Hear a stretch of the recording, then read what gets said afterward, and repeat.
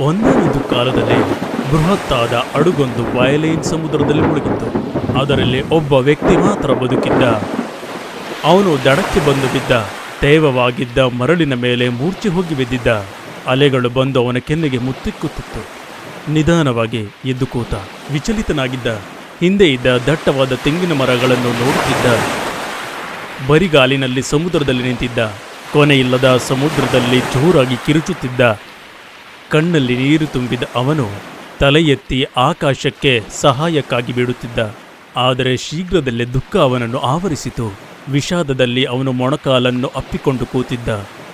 ಬದುಕಬೇಕೆಂಬ ಆಸೆಯಿಂದ ಸುಡುತ್ತಿದ್ದ ಬಿಸಿಲಿನ ಕೆಳಗೆ ಒಣಕಟ್ಟಿಗೆಗಳನ್ನು ಸೇರಿಸಿದ. ಆಶ್ರಯ ಬೇಕೆಂದಿದ್ದ ಅವನು ರಂಬೆ ಕೊಂಬೆಗಳನ್ನು ಸೇರಿಸಿ ಗೂಡನ್ನು ಕಟ್ಟಿಕೊಳ್ಳುತ್ತಿದ್ದ. ಸಂಜೆಯಾಗುತ್ತಿದ್ದಂತೆ ಅವನು ಬೆಂಕಿ ಹೊತ್ತಿಸಿ ಮೀನನ್ನು ಸುಡುತ್ತಿದ್ದ. ಅವನ ನೋಟವೆಲ್ಲ ಬೆಂಕಿಯನ್ನೇ ನೋಡುತ್ತಿತ್ತು. ಬೆಳಗಾದಂತೆ ಸಮುದ್ರ ದಡದಲ್ಲಿ ನಡೆಯುತ್ತಿದ್ದ. ಕೆಳಗೆ ಬಿದ್ದಿದ್ದ ತೆಂಗಿನಕಾಯಿಯನ್ನು ಎತ್ತಿಕೊಂಡ. ಪ್ರತಿದಿನವೂ ನಂಬಿಕೆ ಕಳೆದುಕೊಳ್ಳುತ್ತಾ ಜೀವನವೆಲ್ಲ ಖಾಲಿ ಎಂದುಕೊಂಡ.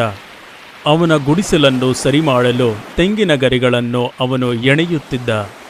ಆದರೆ ಹಿಂತಿರುಗಿ ಬಂದಾಗ ಅವನ ಗುಡಿಸಲು ಬೆಂಕಿಗೆ ಆಹುತಿಯಾಗಿದ್ದನ್ನು ಕಂಡ. ದಿಟ್ಟನೆ ನೋಡುತ್ತಾ ನಿಂತ. ಹೊಗೆಯಿಲ್ಲ ಆಕಾಶವನ್ನು ಆವರಿಸಿದ್ದನ್ನು ನೋಡುತ್ತಿದ್ದ. ರೋಷ ಆವೇಶದಿಂದ ಕಣ್ಣೀರಡುತ್ತಾ ಆಕಾಶವನ್ನು ನೋಡುತ್ತಾ ಬೈಯುತ್ತಿದ್ದ.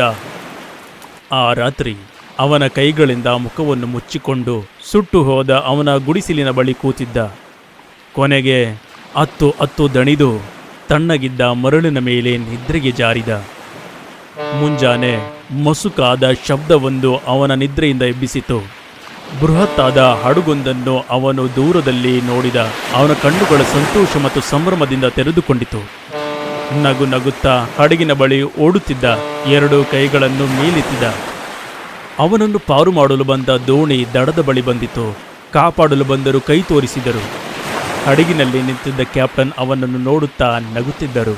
ಕೈ ಕಟ್ಟಿ ನಿಂತು ಸಂತೋಷ ಪಡುತ್ತಿದ್ದರು. ಆ ವ್ಯಕ್ತಿ ಅಳುತ್ತಾ ನಮಸ್ಕರಿಸಿದ. ಕ್ಯಾಪ್ಟನ್ ನಿಧಾನವಾಗಿ ಅವನ ಭುಜದ ಮೇಲೆ ಕೈಯನ್ನು ಇಟ್ಟರು. ನಾನಿಲ್ಲಿದ್ದೆ ಅಂತ ನಿಮಗೆ ಹೇಗೆ ಗೊತ್ತಾಯಿತು? ನಡುಗುತ್ತಾ ಹಾಗೆಂದು ಕೇಳಿದ. ಕ್ಯಾಪ್ಟನ್ ನಗುತ್ತಾ ಹೇಳಿದರು, ನಿನ್ನ ದ್ವೀಪದಿಂದ ಹೊಗೆ ಬರುವುದನ್ನು ನಾವು ಕಂಡೆವು. ಕೃತಜ್ಞತೆಯ ಭಾವನೆ ಉಕ್ಕಿ ಬಂದಿತು. ಕೈ ಜೋಡಿಸುತ್ತಾ ಅವನು ದೇವರನ್ನು ಪ್ರಾರ್ಥಿಸುತ್ತಿದ್ದ. ಹೊಗೆ ಬರುತ್ತಿದ್ದ ಆ ದ್ವೀಪವನ್ನು ನೋಡುತ್ತಾ ಯೋಚಿಸುತ್ತಿದ್ದ, ದೇವರ ಯೋಜನೆ ನಮಗಿಂತ ದೊಡ್ಡದು ಎಂದು.